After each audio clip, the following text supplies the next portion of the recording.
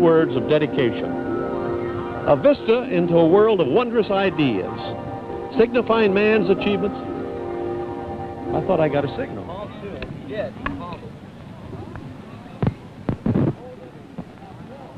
Before I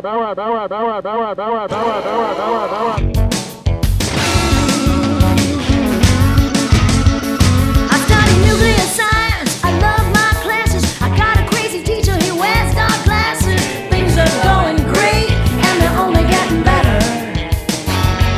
Yeah, I'm doing all right. I'm getting good grades. The future's so bright. I gotta wear shades. I gotta wear shades. The future is over there. It is 5:33 p.m. on Thursday, May 21st, 2015. 2015? You mean we're in the future? Get the hell out of my car, Marty! I already reviewed your ride! Jerk. Chicken! And I am on my way to the ArcLight Cinerama Dome on Sunset Boulevard in beautiful Hollywood, California to catch a 7 p.m. screening of Brad Bird's new movie, Tomorrowland. Greetings, I'm some jerk with a camera, and welcome to One Movie Later, where I compare and contrast my preconceptions and postconceptions of movies in theaters now. So, what exactly is Tomorrowland? Well, obviously it's one of the original lands of Disneyland, opened with the park in 1955, though, oddly enough, it was not Walt Disney's first choice of what to put in that section of the park. Originally, he wanted a land called International Street, which would have replicated the architecture and had attractions about the various nations of the world. Obviously, that idea eventually evolved into World Showcase at Epcot. And the decision to make it a land based on the future instead was really kind of a financial decision, kind of a cost-cutting decision, because they knew that that idea lent itself to having a lot of corporate sponsorship.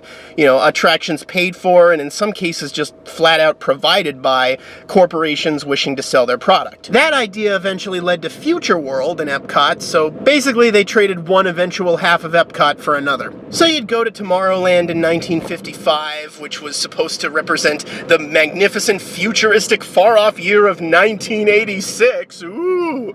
And there'd be attractions like the Monsanto Hall of Chemistry and the Kaiser Aluminum Hall of Fame. Not making that up. The Richfield Oil Company actually produced a film called The World Beneath Us, which was just about, you know, man's quest for fuel and blah, blah, blah. It has seen by far more attractions come and go than any other land in the park. I mean, by far. The Tomorrowland graveyard of attractions is at least 10 times bigger than any other land. I'm not even going to try to list all the attractions that opened there, but a few highlights. The monorail in 1959, very iconic for the entire park.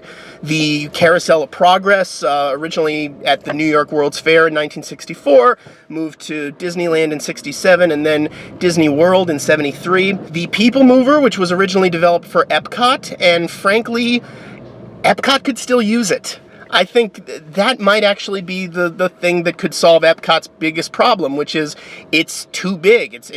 Your feet hurt too much trying to get around. People Mover, you know, just put a People Mover at Spaceship Earth and at Future World East and West and a few spots around World Showcase. It really is a damn shame no one listens to me. Probably the biggest Tomorrowland attraction ever, opened in Disney World in 75 and Disneyland in 77, and that of course was Space Mountain, the iconic roller coaster in the dark that unmatched in terms of thrills, made even better in 2005 with the addition of Michael Giacchino's amazing score. And then in the futuristic far-off year of 1986, Captain EO opened, and in 87, Star Tours opened. And the 1-2 punch of those kind of signaled that Tomorrowland's getting away from science fact and more towards science fiction. And nowadays, when you go to Tomorrowland, it's basically turned into a sci-fi fantasy land. You know, you go there in Disneyland, and there's Buzz Lightyear, and there's there's Star Tours, and you go to Innoventions, and there's a Marvel stuff, and oh look, there's a preview in the Cat Neo Theater of the new Disney movie coming out, and around the corner, oh, it's Finding Nemo, which has nothing to do with Tomorrowland whatsoever, but the subs have always been there, so that's where it is forever. And you go there in Florida, and it's Lilo and Stitch, and it's Monsters, Inc., and around the corner, there's Buzz Lightyear again. Now, I am not by any means the first person to lobby this complaint against modern-day Tomorrowland. Disney park fans have been saying it for decades, literally. But one thing that I think they kind of overlook is that Tomorrowland, for all its promise of, shiny optimism and bright futuristic futures of tomorrow, it was kind of always just a corporate showcase. It just got better at hiding that as the years went on. 55, it was pretty blatantly so. I mean, Kaiser Hall of Aluminum, that's kind of all you need to know. But by 1967, the park had gotten successful enough on its own that it was able to throw more money behind these attractions and really make them look spiffy and nice. But even then, you had General Electric presents the Carousel of Progress, and, Goodyear presents the People Mover, and Monsanto presents Adventures Through Inner Space. It was still beneath the surface very much. So to me, nothing's really changed. Tomorrowland is still a corporate showcase, it's just now it's a showcase for only one corporation. Disney. But I'm willing to admit that just because a message comes from a corporation, that doesn't necessarily make it bad or wrong. And that message of there's a great big beautiful tomorrow shining at the end of every day is, it's a good one. And although, as if to illustrate my point, in 1973, when they moved it to Disney World, General Electric forced them to write a new song for it. Because they were like, we don't want people thinking about tomorrow, we want them buying products now! So of course the Sherman Brothers wrote Now is the Best Time of Your Life, which no one remembers except for that one episode of Drawn Together, which itself no one remembers but me. And that shiny optimism, that message of you can do anything if you just put your mind to it and use the science and technology available to you, that brings us to the movie Tomorrowland, which appears to be all about that message. This movie is really an odd duck because it's called Tomorrowland, but it's not a flat-out adaptation of the land. It uses that title as a jumping-off point to tell an original story with original characters and even, for the most part, original iconography. Like that Tomorrowland pin that's in all the trailers. I don't remember seeing that design anywhere before this movie. I think it was designed just for this movie. This girl finds this pin, which when she touches it, transports her to Tomorrowland. What is Tomorrowland? We don't know. Is she going to an alternate dimension? Is she going into the future? Is she being teleported to another planet or to Asgard or some shit? We don't know. Tomorrowland in the movie, to steal a line from The Simpsons, basically looks like what people in 1939 thought the world would look like in 1987. And then, for some reason, she runs into George Clooney, who for some reason has some connection to Tomorrowland, and they go off on adventures together, and she's the chosen one or something. Again, the trailers don't really make it clear, which is what really fascinates me about this movie. So I pretty much had my ticket bought for this movie the moment I saw that Brad Bird was directing it. It's like, based on that guy's track record alone, I will watch any movie he does. The Iron Giant, The Incredibles, and Ratatouille are easily all in my top 10 favorite animated films released in the past 2 decades, probably even top 5. And The Incredibles and Ratatouille are, for my money, easily the number 1 and number 2 best films Pixar ever made. And that's saying something, because Pixar's made some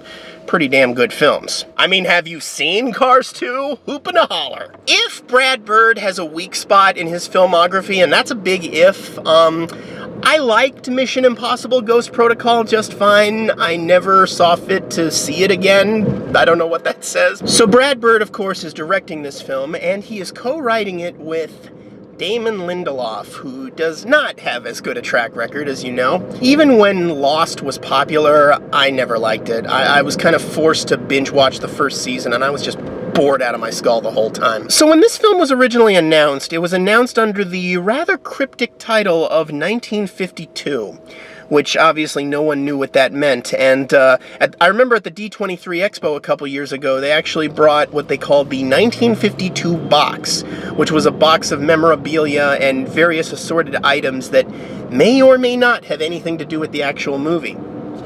I know, a Damon Lindelof movie with cryptic clues about what it's actually about? Unheard of! But I remember when it was first announced that this film was actually called Tomorrowland, I damn near made a hole in my ceiling from my famished jump. It's like, Brad Bird is making a film about the Disney park, yeah! And then I calmed myself down and I said, this film's just called Tomorrowland. We don't know what it's about yet, and frankly, we still don't. And to put that in perspective, I remember about 8 years or so ago, Disney had another film in development called Tomorrowland, which would have starred Dwayne "The Rock" Johnson and been written by the guys who wrote The Hangover. I'm not making this up. It was going to be like a Planet of the Apes story about an astronaut who went into space and came back to Earth hundreds of years later, and the Earth looked like Tomorrowland at the theme parks, and he was confused, and blah. I guess what happened was that Race to Witch Mountain came out and Disney decided, yeah, let's not do a second sci-fi film starring The Rock. Well, a third if you count Captain EO. So obviously I'm very excited to finally see this movie. I've been pumped for it ever since I first heard of its existence. Having said that, I do read Twitter, and I have checked this movie's Rotten Tomatoes page, and it seems that opinion on this one is split. Those people who are disliking this movie are pretty much blaming Damon for it, which, fair enough, but I don't know if that's entirely fair, since a director certainly has more power than a co-writer on a film, and I'm sure if Damon had written anything especially atrocious, that Brad Bird would have removed it from the movie. I'd like to think that. For the sake of full disclosure, I should say that about a month ago I went to Disneyland and I actually saw the Tomorrowland preview that they had in the Captain EO Theater. They showed about 15 or 20 minutes from the movie, and for the most part, the footage they showed has not shown up in any of the teasers or trailers or TV spots that I've seen. The sequence I saw was in the early part of the movie, unless of course Brad Bird's pulling a Reservoir Dogs and he's going to put it at the end, and it deals with George Clooney's character's backstory, basically. But I don't want to discuss any more than that, because I know not everyone out there can afford to go to Disneyland whenever they want, and, you know, like I said, that footage was pretty much Disney Park exclusive, and I don't want to give too many spoilers until we get to the spoiler portion of this video. But I will say this, if you've been following me on Facebook long enough, you'll know that about 6 months ago, when the teaser trailer to this film was first released, I wrote a blog on Facebook basically theorizing that Tomorrowland in the movie is Epcot. Not Epcot as we know it today, you know, as the theme park that needs to open a Frozen ride just to bring in the kids, but the Epcot that Walt originally envisioned. The city of the future that was gonna solve all the problems of the world. My theory was that when she touched the pin, the girl was being transported to an alternate dimension where Epcot not only opened exactly as Walt wanted it, but had been allowed to grow and flourish and evolve at that level of ambition for 40 or 50 years. My big clue for this was that at one point in the teaser, the cop who's given her things says that she's got a Florida driver's license, and it's Florida, Epcot, you know, but without giving anything away, the scene I saw at Disneyland kind of precludes that possibility. Maybe it just has a little of the original Epcot plans in its DNA, but it is not literally Epcot. Anyway, I appear to have finally arrived at the movie theater parking garage. I'm gonna go meet up with a couple of friends who will join me for the post-movie discussion part of this vlog, and we'll attempt to answer a couple of questions, like, for example, what is Tomorrowland? And is this movie any good? Or is the internet right about Damon Lindelof again? And most importantly, is this Brad Bird's Close Encounters of the Third Kind, or Brad Bird's 1941? We'll just have to see the movie and see for ourselves. Oh, and one more thing. In case you're wondering why I chose this theater in particular to see this movie, it is half a spaceship Earth. It's a spaceship hemisphere, as it were. Let's do this. Tomorrow is a louder day. Hey folks, I'm joined by Jared Rosenfeld, aka Rosenhacker, and of course Nicholas Bogroff Ganssle in the back seat, brother of Dave. And we just saw Tomorrowland. So what do we think of it, guys? What do we make of that movie? Well, wait, spoiler free for now. Spoiler but free. I really liked it. I don't know if it holds up as a whole. especially compared to some of Brad Bird's other movies. I hate to cast blame on this guy because, you know, we don't know who wrote what part of the movie, but it definitely suffered from Lindelofism in the sense that there were, you know, it was beautifully directed. I mean, I cannot fault the direction one bit. There were moments in this film where I damn near cried. It was so beautiful. There were moments where I was genuinely inspired, which like never happens in when I go to the movies anymore. And the set design was incredible. The set design was amazing.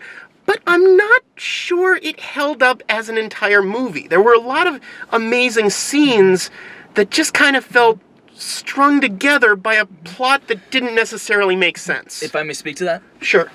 My take on it was the first 45 minutes I thought was badly handled.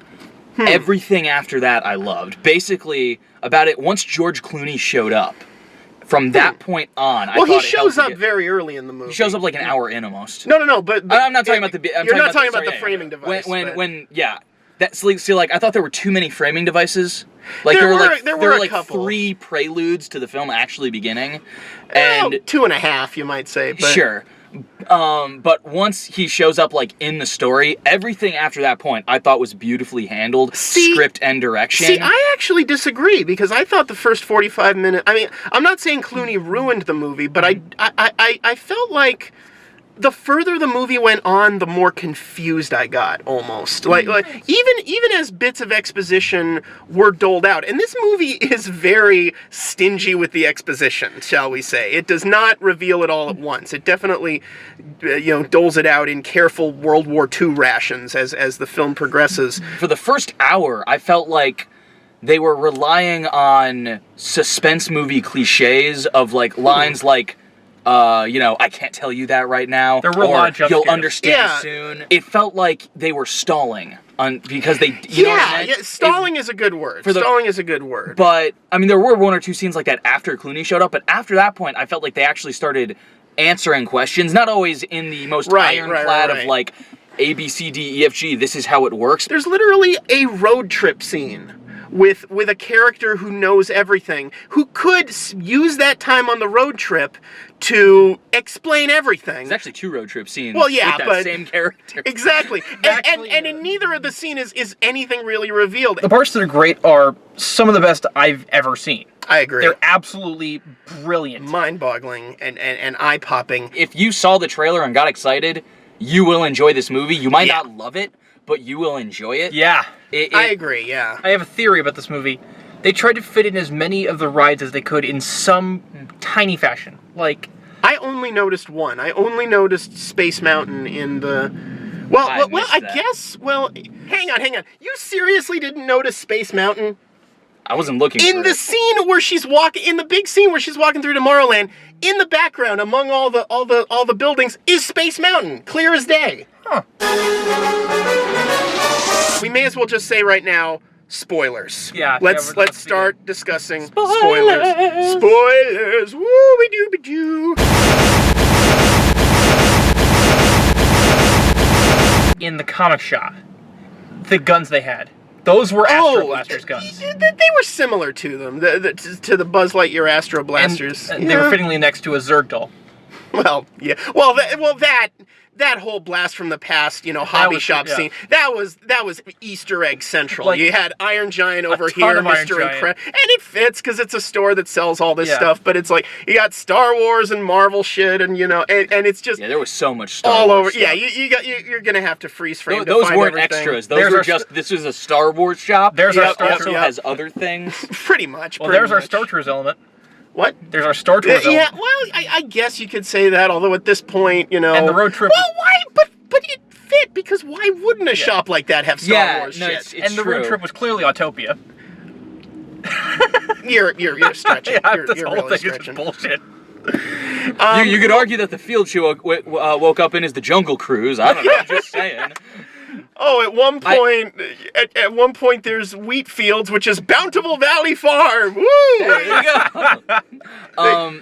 at one point the characters sit down, and that's for the benches at Disneyland. I honestly didn't know Keegan-Michael Key was in this. I thought it was going to be a much larger role. Like, he was going to be the comic relief for the entire thing. Yeah, no, he has one scene, and it turns out he's a robot. It's with dreadlocks for some reason.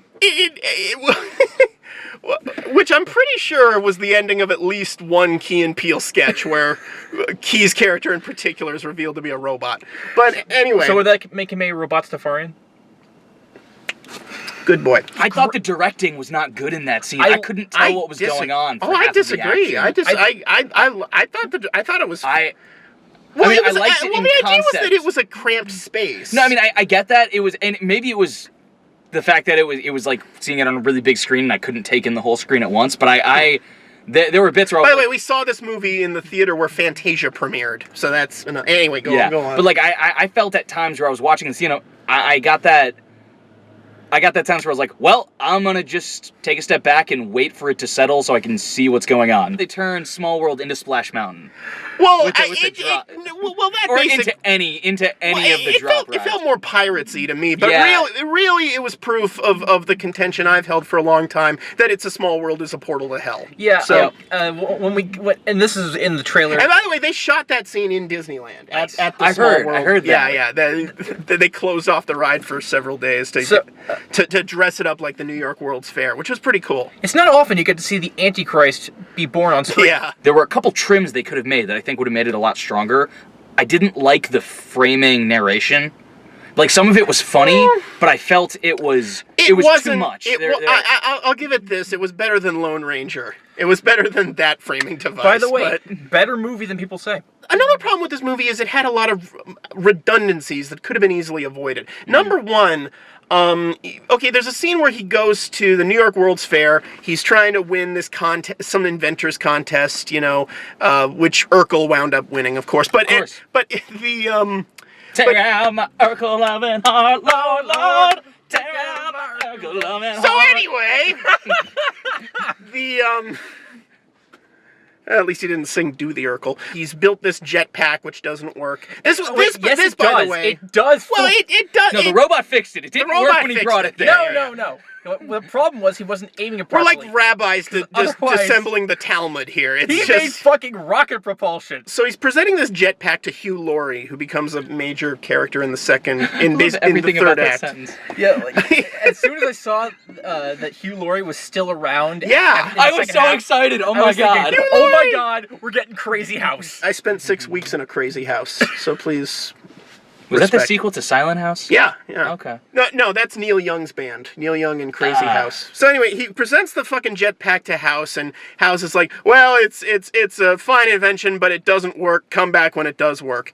Then you see this. Here's how unnecessary this flashback was. That scene where he goes to Hugh Laurie was in the Disneyland preview I saw.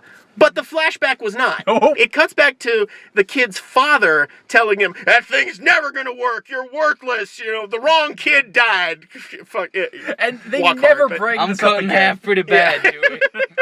Literally the only purpose that scene shows, that scene has, is to set up something that's paid off about halfway through the movie where George Clooney and Britt Robertson have this brief conversation about their respective dads. That was so pointless. That conversation should have been cut too. It cheapened the dichotomy of the movie, because the dichotomy of the movie is optimism versus pessimism.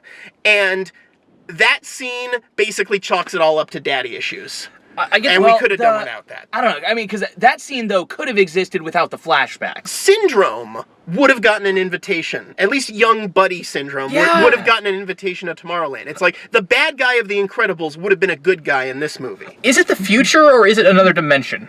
It's another dimension. Okay. They specifically say as the rocket's coming back to Earth. Technology, they specifically, as the Eiffel Tower rocket is coming back to Earth, they specifically said, we're going into another dimension. By the way, if you thought Armageddon was taking liberties with what it takes to be an astronaut. Oh my god. Here it's literally just, here, get on this rocket ship. Okay.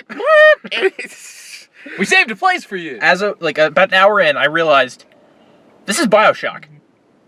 I've never played BioShock. Basically, in BioShock, I'll give this short version. This guy, Andrew Ryan, he's an objectivist, and he tried to build, the whole point of the game is objectivism is stupid.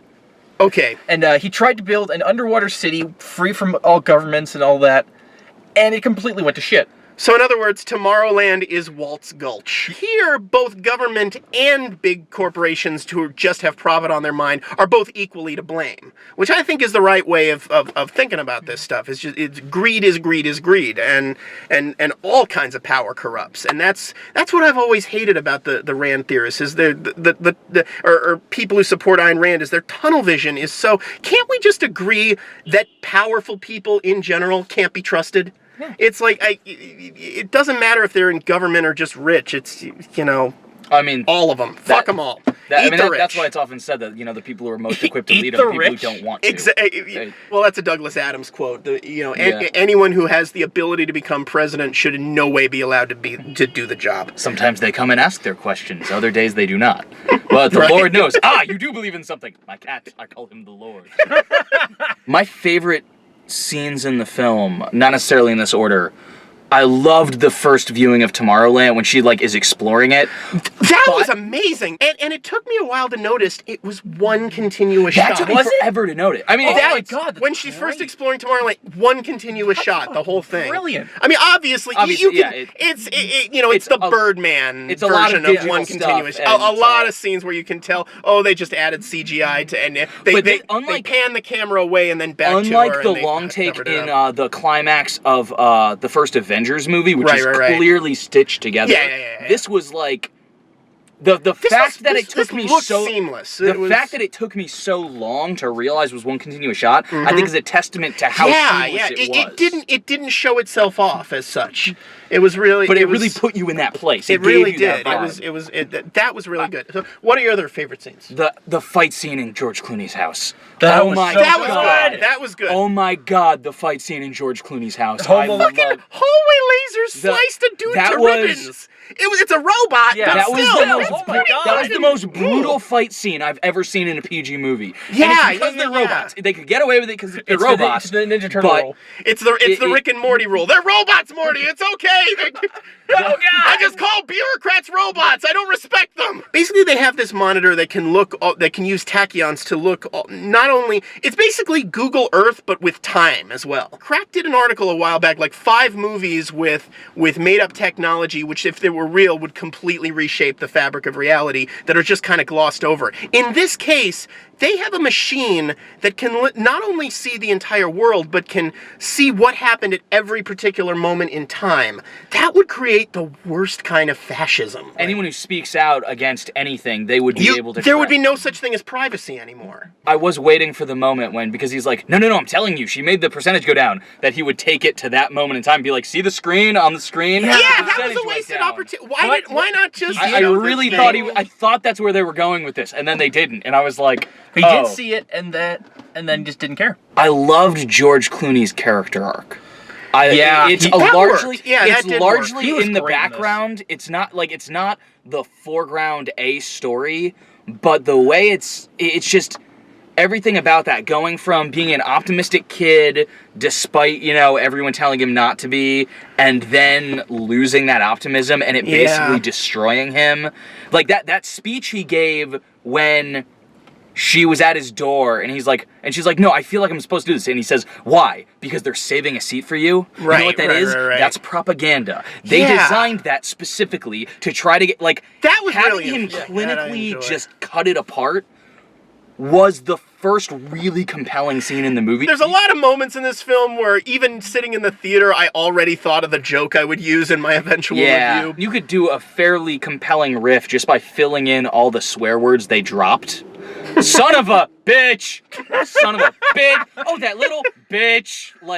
Just by saying the word bitch 10 times, you could get a lot of riffs out of that. Bitch, bitch, bitch, oh, bitch. Or bitch. There's one scene where they actually go back to Tomorrowland to see what it's like now, and it's like, it's heartbreaking. Yeah, there's remnants of its former glory, but it's mostly just a bunch of abandoned buildings and empty space, and it's like, oh, it is Epcot. Which I actually didn't put this together.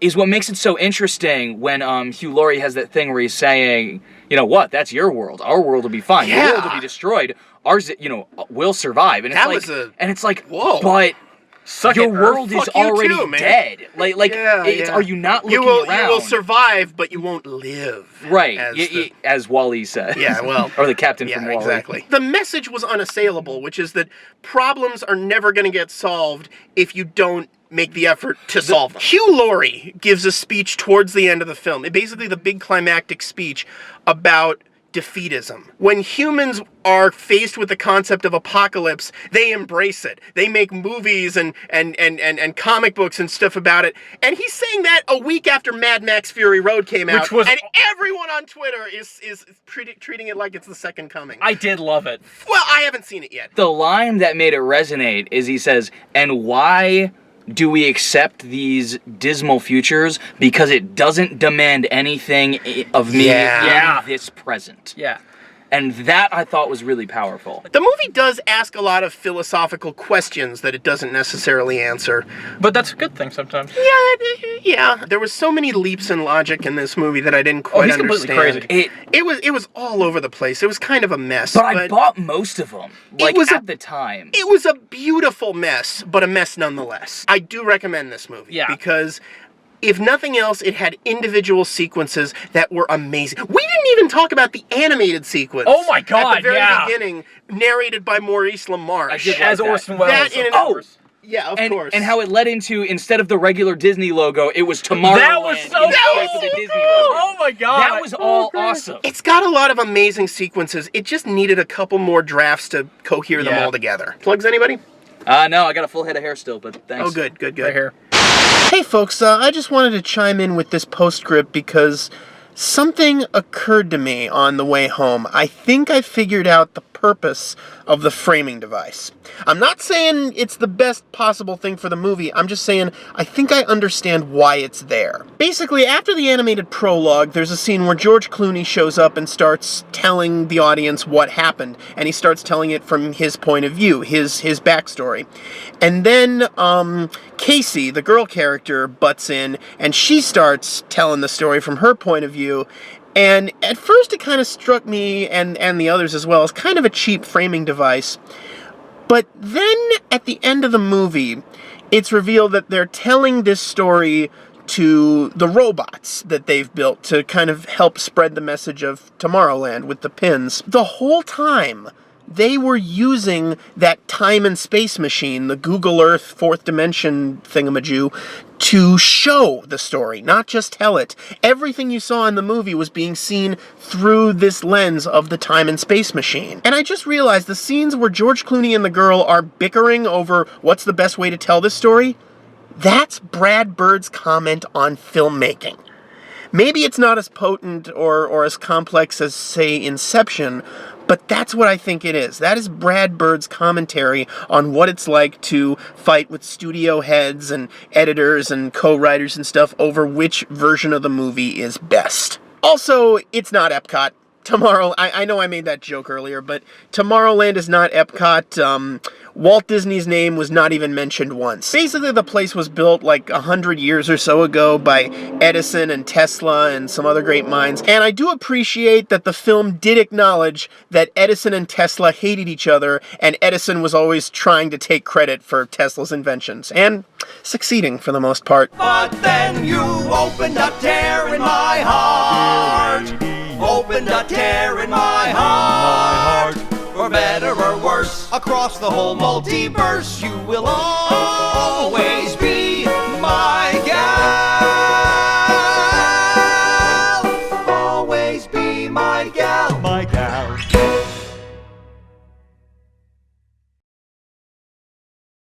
It's time for Future Boy Astro Time! Sir, can you get off the ride? Other people want to ride the future. No!